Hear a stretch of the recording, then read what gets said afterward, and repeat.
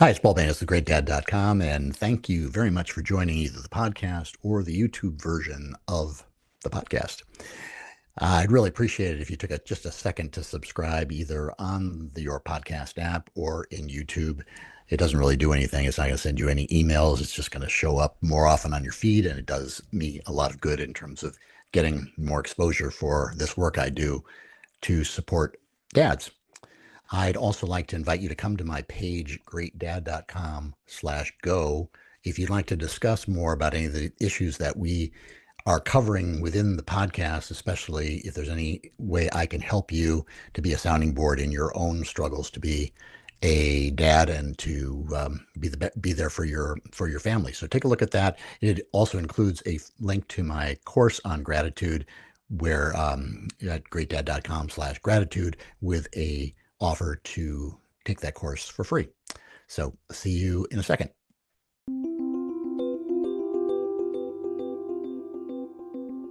Hey, it's Paul Banis with GreatDad.com, again with my weekly series talking to modern dads about what's going on. And I've got an expert today on esports, which is a really cool topic. John Green, welcome. Thank you. It's a pleasure to be here. I'm excited to talk about what we're doing. I think this is really cool. You got a company or a website, Fellowship Esports, which kind of explains what you do, but in a nutshell, why don't you just give the quick elevator pitch of what that is, what this endeavor is about? So I'm going to do a little background on myself, and then I'll talk about it. Sure. I coached collegiate esports, and my daughter kind of wanted to follow in my footsteps. She was 8 years old playing video games like dad, right? And Yeah. as she got older, I wanted her to be able to play with people online, but I saw the online space, wasn't real happy with what online communities look like. They're Sure. mostly run by 16 to 18-year-olds with no guidance or rules. So what I did was I had her play with all the college kids on my college team because I knew those kids because I'd worked Right. with them. And you knew And then they'd be over excellent. time, what we did was we created a community. So it's a kids only community. We verify that they're all kids. I meet all of the parents. And then on top of that, we run like a structured team program for the kids, which looks more like athletics than it does just playing video games. And there's a lot of character development and accountability that kind of comes from that. So the analogy kind of is an after-school sports program, but using esports rather than your traditional soccer, football, basketball. Yeah. I mean, it's very, very close to that. My dad was an athletic director, so a lot of the No, the inspiration that I got was from how he ran his athletics departments. Because a lot of the kids that go through these programs, they're just looking for camaraderie. They're looking for someone who shares the same hobby with them and that they can, accomplish something great. They're looking for feedback and they're looking to get better. And that's really what we provide, where if they just play video games by themselves, that environment is not really designed to help the kids grow and build character. It's designed to get them to spend more money, which they're corporations. I mean, that's right. that's really what they're supposed to do. Yeah, I was really intrigued with this because as a dad, I think men in general were more disposed to say, "Hey, you have video games? Yeah, why not?" Back in the day, I played video games, played pinball, played a lot of stuff that my parents, or especially my mom, said, "What a waste of time, what a waste of quarters." But Yeah. now, all this stuff is what kids do, and a lot of dads get video games as well. I mean, I play a lot of video games myself, not these types of games, but other video games. And I find it really intriguing that you're taking something that was non-supervised. You leave them in a room, or they're in the very best, I guess they're at a computer where somebody can actually see them. But now you've turned it into something that's it's a lot more structured with some specific outcomes that any parent would like, right? Yeah. So one of the ways that I kind of try to describe it to folks that aren't in the esports community is that playing video games is like an entertainment outlet for the most part. You can play video games that are like a story to where you control the main character, and then there's video games that are like puzzles that you can try to solve, like brain games, things Sure. along those lines. Esports are video games that are competitions between two groups of people, and they really drive someone's like personal competitive side. And when you get an environment like that, for us, we find that it's important to give the kids structure and coaching and development Because if not, if you think about it, like when you were younger and you used to go to like the park with your friends and you throw around a ball and you'd make up a game and you would have fun. That's a completely different experience than when you would go play for your soccer team and the coach would make you run laps if you didn't do what you were told, right? And those type of environments we find are a much healthier environment for the kid that wants to play video games. So they still get the entertainment out of it, but they also get like the character development moments of like making a mistake and the parents seeing the mistake on video and the kid having to figure out, hey, how do I fix this mistake? I keep making the same mistake over and over and over again. I can't blame everybody else and I have to fix these mistakes. Yeah, it's like going out for basketball. Hopefully you enjoy playing basketball, but along the way you're learning all those team skills and also personal development habits just kind of by the organically through the process. Yeah, I think basketball is a great analogy. Like if you think about like all of the street games, like street ball, the way that people interact in street ball versus the way they interact on the court at an NCAA game, completely different. And that's the same as like you can look at the habits and behaviors of a kid playing by themselves on the internet and a kid playing in an esports organization, kind of like ours. We talked about that a little bit before we got going. Talk a little bit about that dynamic of being an anonymous user and playing for yourself versus playing with a team of, I don't know how many other kids there are on a team that you all and you're going to see again and you know what you did and did not do right. So with video games, the way that you play esports, this is esports specifically, the way that you play is you hit a button, they build a team around you that is your basic skill level, and they put you up against a team that is your basic skill level. And kids do this for, depending on the level of engagement the kid has with the video game, they do it for 6 hours a day, 6 days a week, right? So there's constant churning of teammates. It's never really the same people over and over again unless the kid chooses to bring someone with them. And so there's this constant churning of teammates. And what that causes is it causes this like low level apathy to where your child who does that all the time starts to look at teammates like they're disposable. And they get this constant, okay, well, I'm never going to see you again, so I don't have to own up to my mistakes. And then on top of that, you layer in the anonymousness of it, that they can then get away with whatever they want to say, because they can say whatever mean thing they want because no one's going to ever see them again and no one knows who they are. And this is just a constant cycle, day in, day out, for years the kids go through. And then when they get to a team environment, which is what I learned in college, and they get to these team environments, it's like hitting a brick wall because they're like, well, hold on a second. Esports team environment. Yeah. Esports team environment or yes. Yeah. Esports team environment. Because they're like, hold on. I can't say those things anymore. All of those coping mechanisms that I had all of those years to deal with my own failures, none of those work because the guy that I'm making fun of is literally sitting next to me. So now I've got to learn these skills on how to deal with adversity with a teammate. And we experience that a lot with 13 and 14 and 15-year-olds, that they'll come in and they'll make a mistake. And then there's like this aha moment that it's like, oh, wow, okay, so I need to get a coach to tell me how to solve this problem, because I'm going to see the same team again on Tuesday, and then I'm going to see the same team again on Sunday. In fact, I've got 7 more weeks of this. So I can't keep making this same mistake. I have to do something about it. And that level of like ownership and responsibility is unheard of in a kid just playing for fun on their own. So for us, and as a parent, I think it's really important that the kids who do want to do esports, like they're going to do it almost regardless if we want them to or not, is that they are put in an environment to where it helps them develop as they grow, just like anything else, right? Like I have my kid in theater, right? And that helps her develop and grow. And this is the same sort of thing. If they're going to play competitive video games, I highly recommend, as someone who's coached them, to get your kid into a program, even if it's not ours. So that way the toxic habits and the toxic persona that comes with esports doesn't overtake your child. So give us an idea of what the coaching would be. I mean, I'm trying to think of like an analogy, like in basketball, maybe it's somebody who's really great at 3-pointers. I mean, who knows? But they can't do they don't have the discipline to work on free throws, over and over so that they can actually develop that skill. When we look at the list of games that you're specializing in, Valorant, Overwatch, Roblox, Fortnite, Minecraft, and Rocket League, a lot of those are you got to switch up your weapons, you got to hide, you got to jump. I don't play enough of them to know all the skills that. But what kind of skills in that game would you specifically be working on with one of your kids? Okay, so as far as like that list is concerned, Valorant and Overwatch are the two that we provide coaching for. The other games we just provide community for. So Okay. kids that are in those communities, they can come hang out with us because one of the big things about our community is that it's kids only. I meet all of the parents. So if you're a parent and you got a kid and they play video games and you want them to be able to make friends online, but you're really concerned about the other people online that they meet, our community is moderated. There's no vulgarity. There's none of that crazy stuff being posted in our community.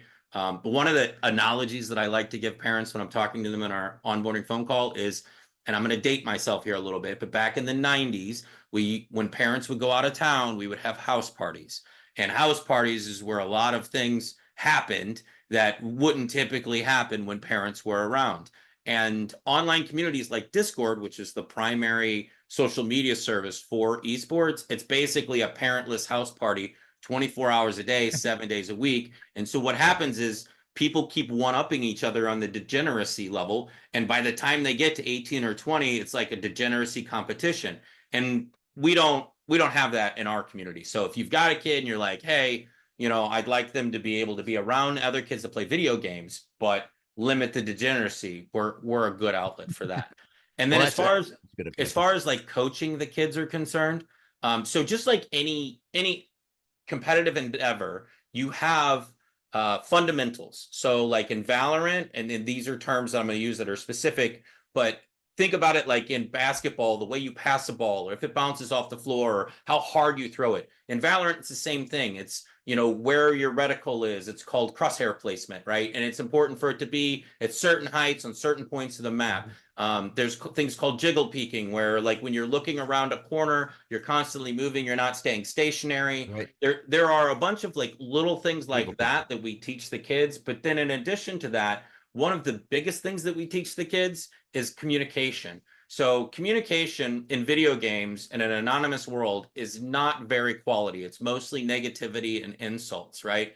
But in our environment, information is king. Knowing where someone is and the resources they have and the way that that person is going to engage on you is king information. So what we don't have is time for you to cry and whine about being eliminated or crack jokes or whatever. It's a very business-like environment in the way that you are communicating information and you're receiving information and you're reacting on that information. And we teach the kids how to do all of that. So over the course of the 8-week program, by the end of it, they're able to provide relative information and do it without taking any of the criticism or information personal, which is a big thing with video gamers because they all take everything personally.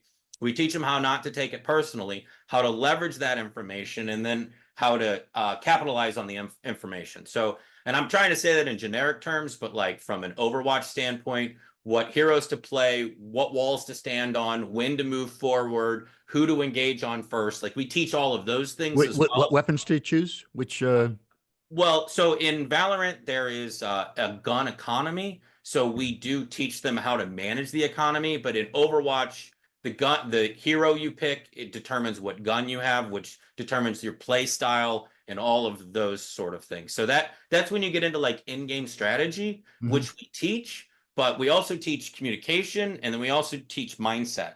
For us, like a pro mindset is more important than teaching you how to do one specific thing, because in a video game, and this is something I think a lot of parents don't realize that don't play video games, but in a video game, your ability to succeed is based on your ability to react within milliseconds with a judgment call of a decision. So first of all, we teach all of the kids, and this is no joke, and we enforce this: clean your room, eat, have water at your desk, do some level of physical activity for 15 minutes at some point in time during the day, and get all your homework done before you play. The reason is because the team who reacts the quickest is more likely than not going to win. And if you're saying, hey, I'm hungry, or you're trying to eat while you're playing, or if you're thirsty, or if you're constantly getting up and leaving your desk, you're not focused. And if you're not focused, you're going to lose to the team that's focused, because you've got to have the ability to make those decisions quickly. So those are the type of things that we teach these kids.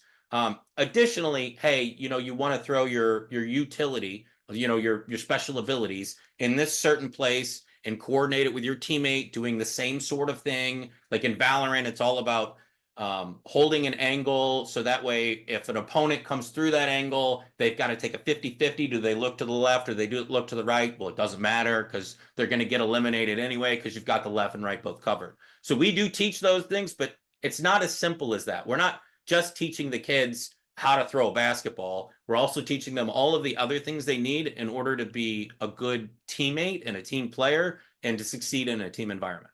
So in all these games, is the communication open, or are you only talking to your team members, or is it everybody's talking at once on both sides of both teams? Okay, so for the competitive video games, the voice comms are only your team. Okay. There's usually text chat for both teams to where they can talk to each other, but we request that all of our players turn that off because we find it distracting.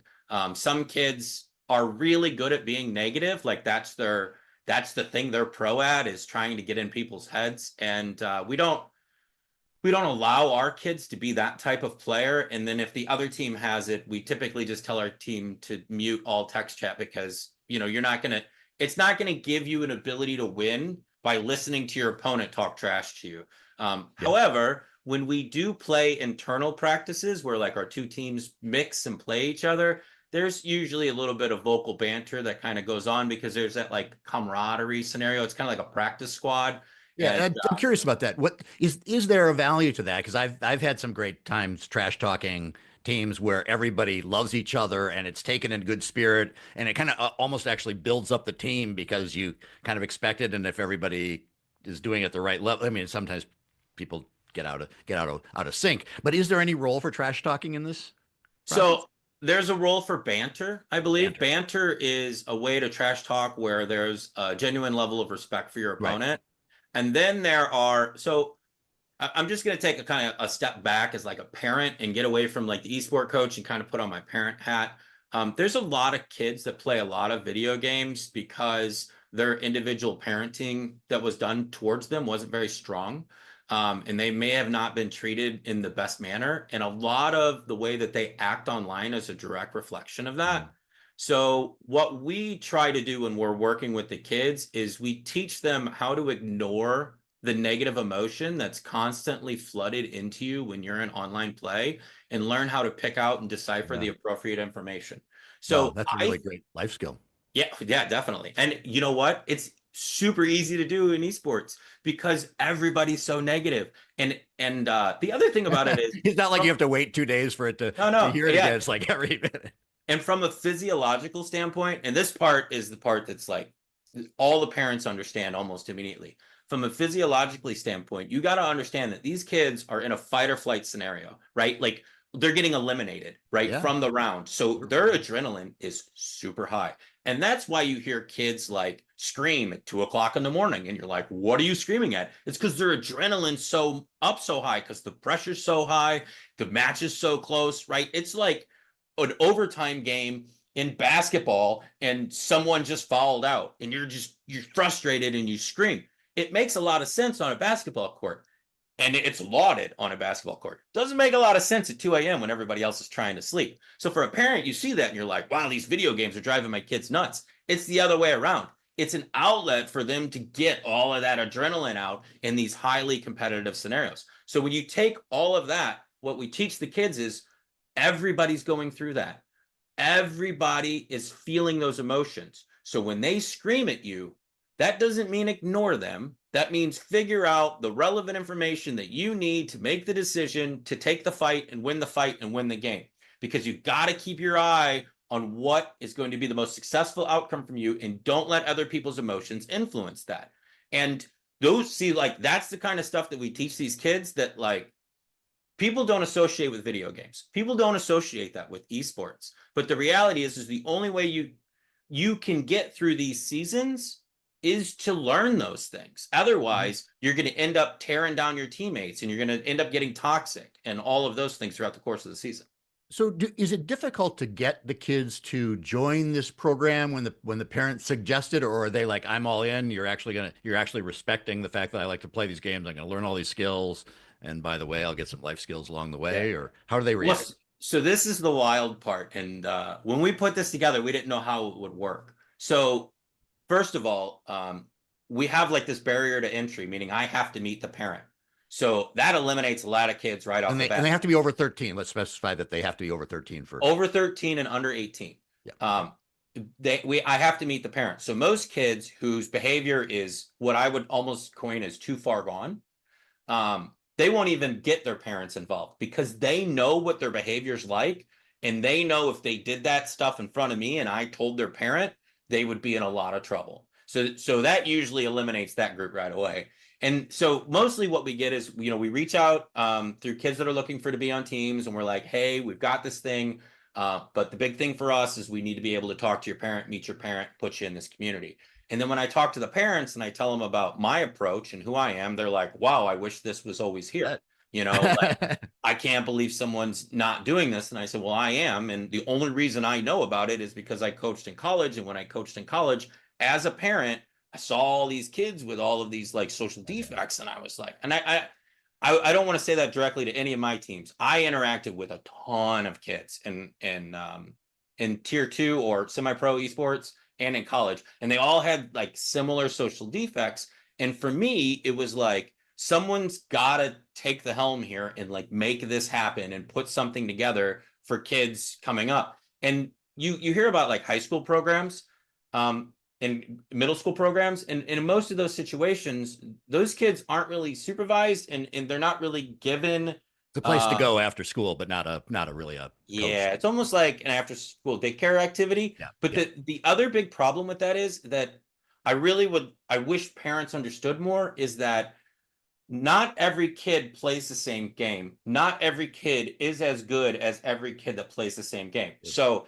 when you take a team from a school and you've got like 14 kids in your esports program, their skill ranges from really bad to really good, and they all have to be on the same team.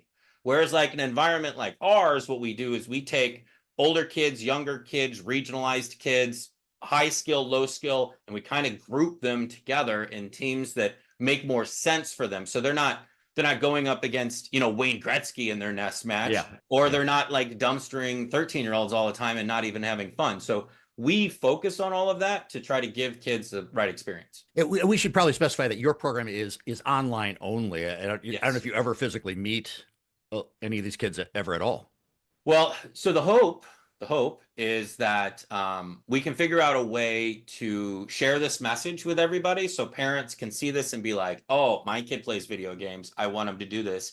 And kids see us and go, wow, this guy, I don't know how many kids watch this podcast, but see this and go, wow, this guy can help my parents understand what I'm going through when I'm playing video games. And for us, we try to like bridge that gap, parents and the kids. Like if your kid was in theater, you're going to learn about theater. If your kid wants to learn how to sing, you're going to watch them learn how to sing. Video games hasn't really created that bridge. A lot of parents are just like, oh, that's, I don't have the time. It's too fast. I can't play myself. It's just like watching TV where like these kids that are competing, it's not like watching TV. It's more to them than that. So for us, our hope is to get large enough to where we can run regional events, but that will take time, like years and years.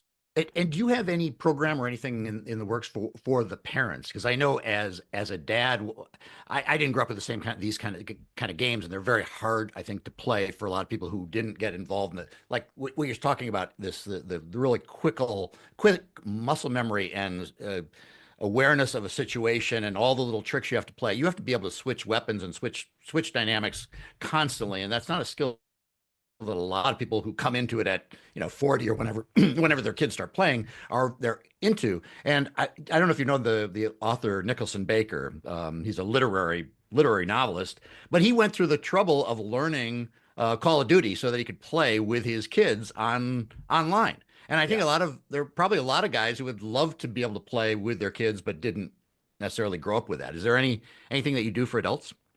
So we don't teach adults how to play, but what we do is we broadcast every game on YouTube unlisted. So every parent can watch their kid play. They can hear the comms. They can hear the coaching. And I will tell you this, most of the parents all tell me the same thing, that they are amazed at how focused and serious their kid is when they're playing, that they've never seen them do anything like that.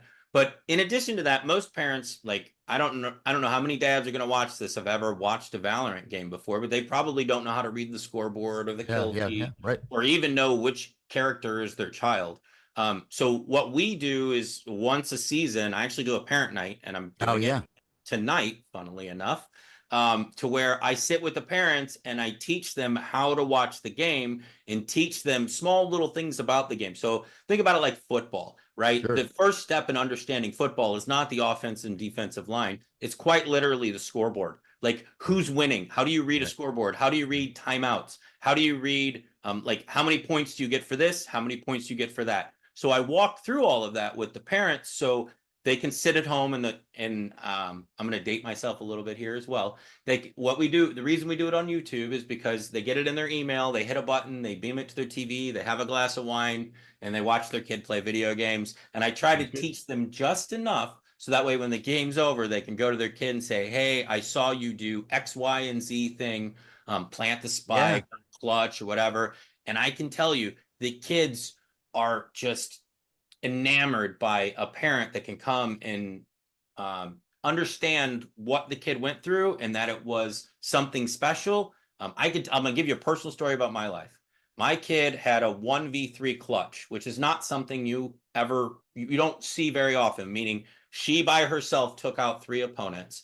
She did it in a game that was 11-12, which is essentially the bottom of the ninth, right? So they had to win the round to go to overtime, and she's the only girl on an all boys team, right? So and it was the last game of the season, so right, a lot of things going on there, right? right. And after the game, I walked in and I was like, "Hey, good game." And she goes, "Did you see my clutch?" And I said, "Of course I did. You know, me and Mom were watching in the back, and we get to stand up and root for you. It's really cool and fun to watch." And she said, and this is from a 14-year-old girl, and I love repeating this. She said, "Dad, that means a lot to me." And I don't hear that often from her. Yeah, At the age that she's at, she's really yeah, trying to find her independence, and right. me doing something that means a lot to her is kind of scarce. So hearing that from her, I was like, yeah, that's a good victory. So Yeah. I try to give parents that opportunity to have that victory as well. Yeah, that's really a sweet story because I think especially at that age, a lot of the kids are only hearing stuff about what the parents don't like. I don't like that shirt you're wearing. I don't like that skirt or it's all that kind of stuff rather than the moments where you really get a chance to take pride. And especially if it's something a little bit like this, it's a little insular. Esports isn't something that everybody does and everybody excels at. And for parents to say, "Hey, that's a skill," and I respect that and I appreciate that you've done all that work in it.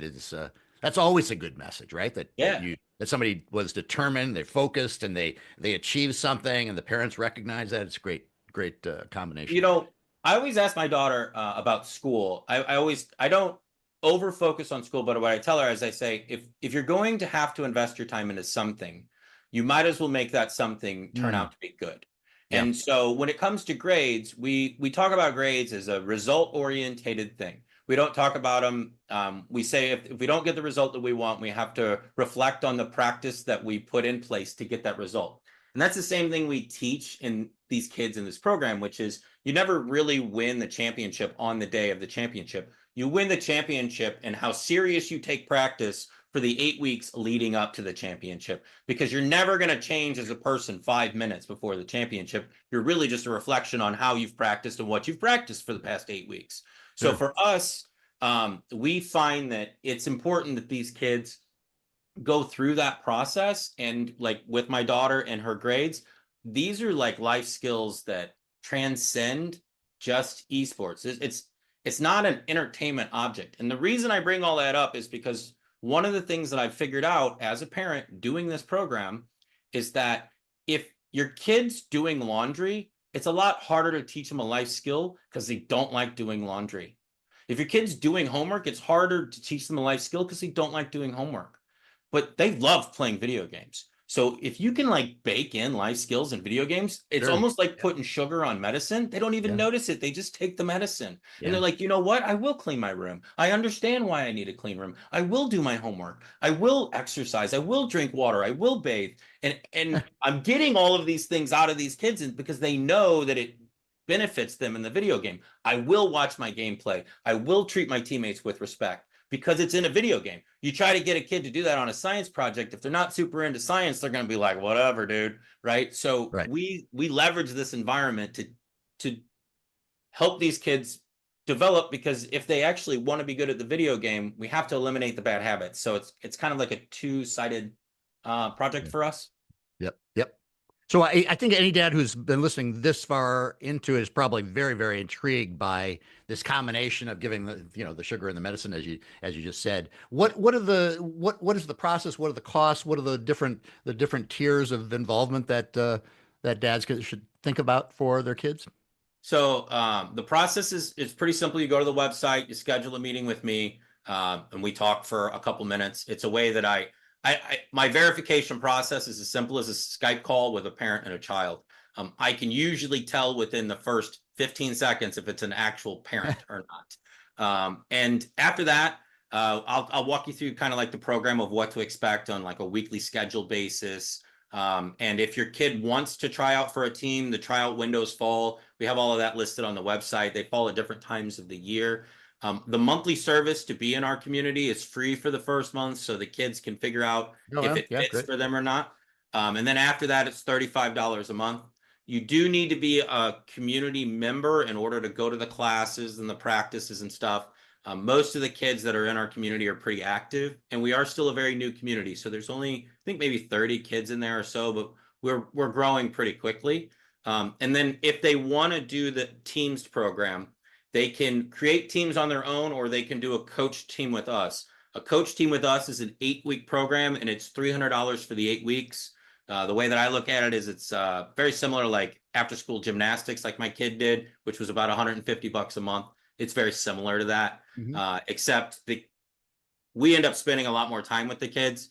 And additionally, we provide the kids feedback. They get one of these, which is the jersey that they get for being on the team, which the kids absolutely love, because nobody Yeah. respects their hobby outside of like our community, and we teach the parents how to respect their hobby. It's really kind of great in what we do. So if you go to the website, schedule a meeting, you'll get a one-on-one with me. Essentially, we'll get you into the website, get you into the community, and then if you want your kid to be on a team, we'll get him into tryouts. He'll get assigned to a team that's relative to his skill ranking, and then he'll be on one of our teams.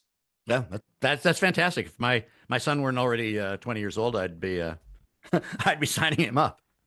I appreciate that. I really, this whole process of like meeting you and coming to talk about this, I really appreciate what you're doing for dads.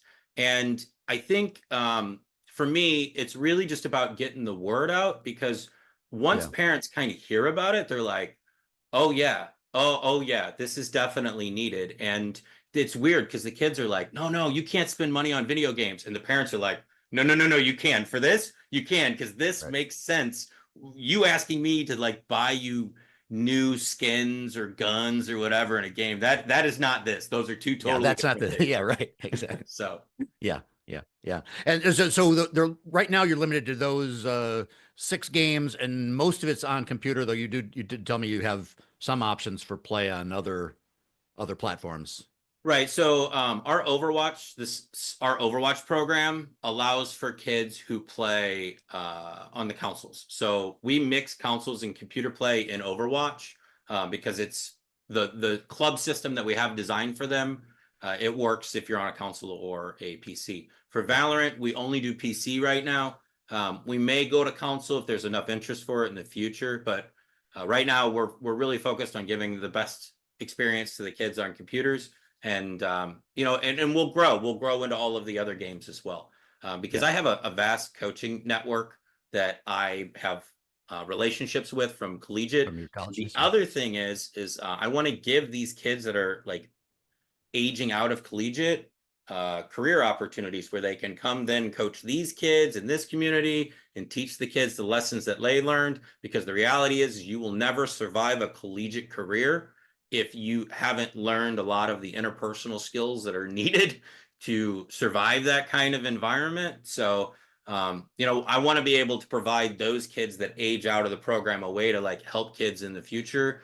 And I get really good feedback from folks that, you know, there's a lot of kids that survive the collegiate experience do understand that it's better to get a hold of these kids at a younger age and teach them, you know, respect and humility and how to, you know, play through anger, play through frustration, teach it to them young versus people trying to break those habits at 19, 20, 21 years old. Yeah. And in terms of collegiate, I know there are schools who have actual collegiate that have teams and also give scholarships Yeah. for esports.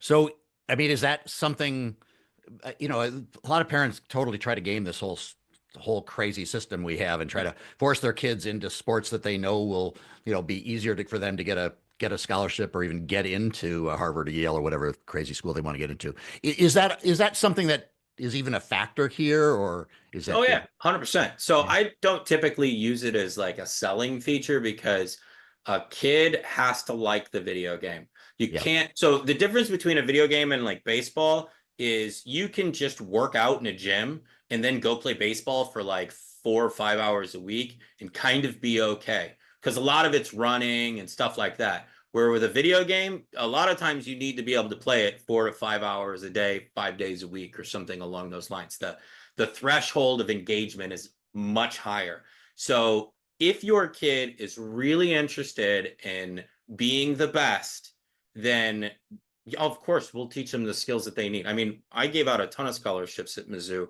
We won a championship in Overwatch my first year there before, right when COVID hit, which that's a story. That's an episode all in of itself.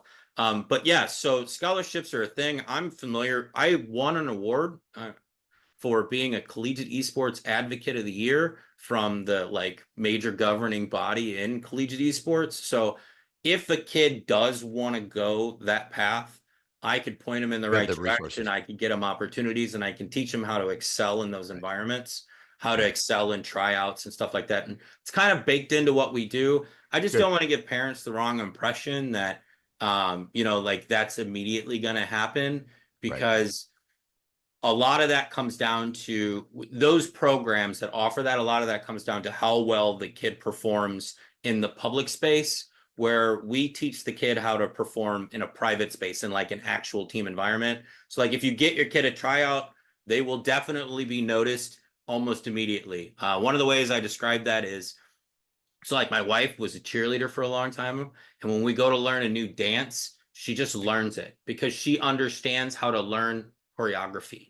Well, the Wow. same thing happens in video games. When you get a bunch of kids on a lobby and you tell them what to do, it's immediately evident which ones have ever been coached before, which ones have ever been on a team before, which ones know how to use communication as a tool in order to succeed. So we teach all of those kids that, and they just, when you put them in a tryout, they immediately stand out because you're like, wow, this kid's super easy to work with, or this Yeah. kid Yeah. knows what Right. they're doing. Right.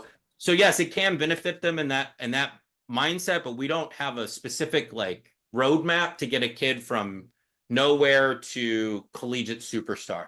But you never Yeah. know. I mean, like what we do will definitely pay off, and in time, maybe we put something like that together.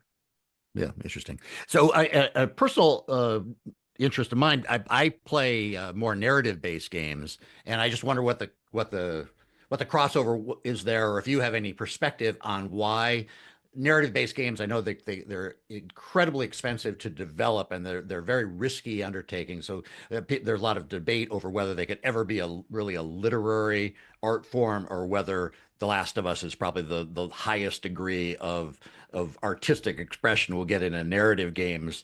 I play Call of Duty campaigns. Last of Us just started. Days Gone.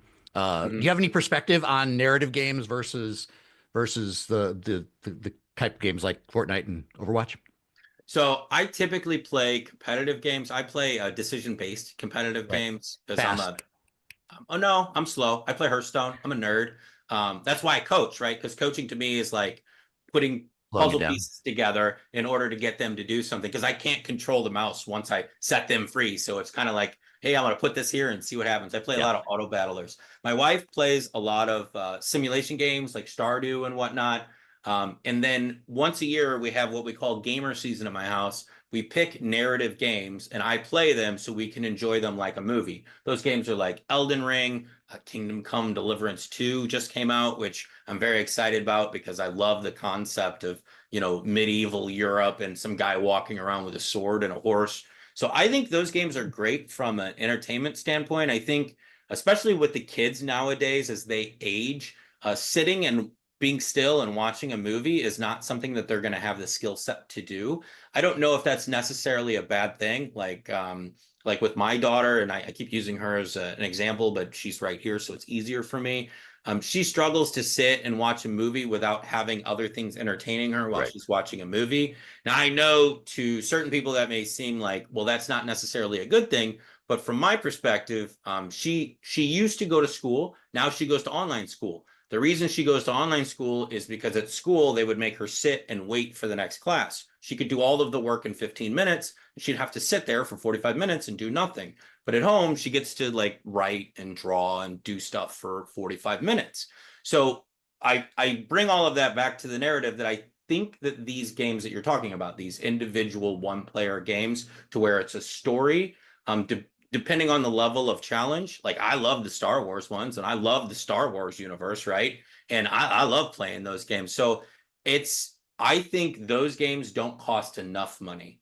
And I say that in all seriousness, because to me, if I'm going to get 80 hours of like movie quality entertainment from engaging experience, to me, that's like, I don't know, 8 to 10 weeks of movies. So Sure. to me, that's, $150, $200 experience. I just don't think our generations have aged enough to where the competition's there. Like, I'm going to go just in a little bit of depth here, but like a game like Elden Ring that you pay $70 for and you get 120 hours out of versus other games that you pay $70 for and the downside is they're no fun and you only play them for, an hour or two. That's why it's stuck at 70. Yeah. Because there's no surge pricing. They haven't figured out surge pricing yet. But once they do, what you'll find is that the games that people can't go without will have a higher price to them. And what you see is games like Honkai Star Rail or Genshin Impact. Those are story-based games that require you to pay in over time in order to stay relevant in those games. And people pay those companies billions of dollars. Yeah. So that way they can enjoy that experience over and over and over again. And that makes a lot of sense to me. Like they say that Hollywood's dead. Hollywood's not dead because people don't want to watch movies. Hollywood's dead because people don't want to just watch movies. And in a lot of these games, they have A-list actors in them. Like Keanu Reeves was in a game, Cyberpunk, right? So, and they bring these producers in from these. So to answer your question, very long form there, I did, but in a short form, it's only going to get better. The people who want something to do instead of just like sit and be told a story around a fire, right? Which is what a movie is. And they want to be active and involved. That group of people is growing. So the demand for video games is only going to get higher.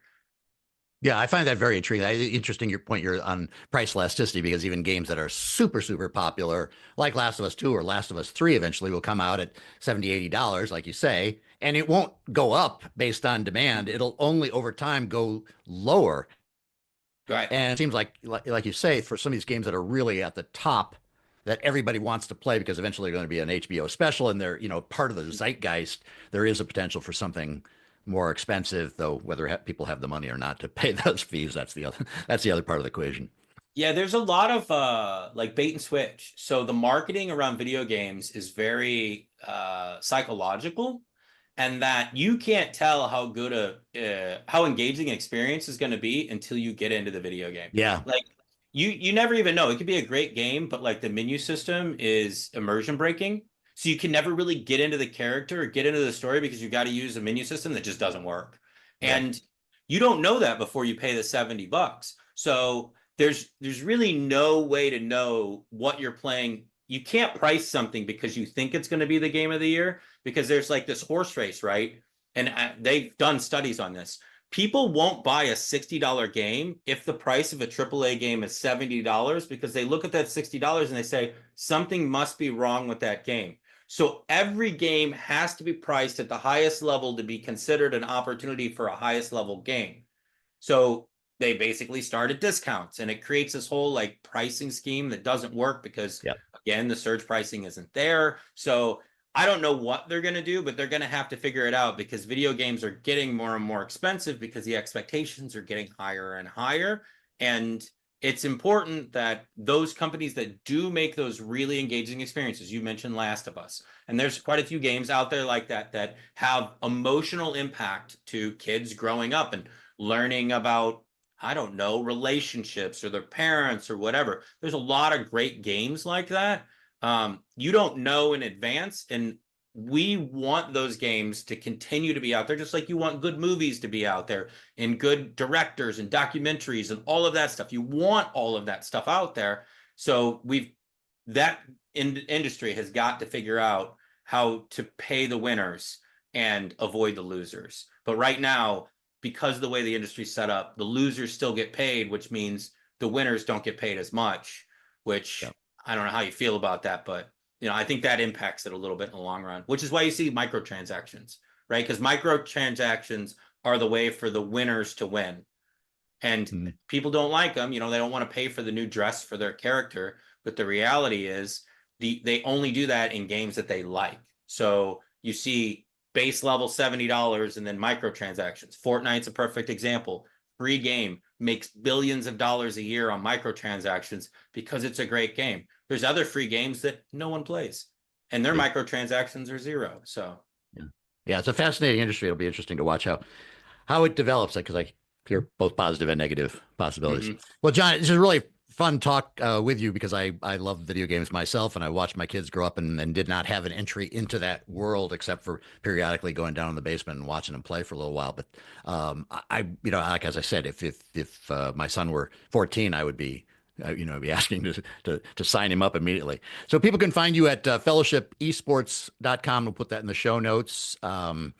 Just really fun conversation, and I really wish you the best of luck with this endeavor. Yeah, I appreciate it. When I took on this endeavor, I felt called to do it from the community, and I have been looking for people who can help me make this happen. So I appreciate you taking the time to listen to my story and exposing me to other people that are other dads that may find this useful. So I appreciate your time and the opportunity here. Yeah, of course. A lot of things come about because dads and moms at the same time discover something in parenting, and you had that experience with your daughter that you obviously you saw a need and a way to take your expertise and meld it with something that'd be good for kids. So that's great. The father of invention. Yeah. Okay. Paul Baynes at GreatDad.com. You can find my coaching offerings at GreatDad.com/go. And those are not coaching for video games, unfortunately. It's more for fatherhood coaching and life coaching. But I hope to see you there. Okay. Stay strong. All right.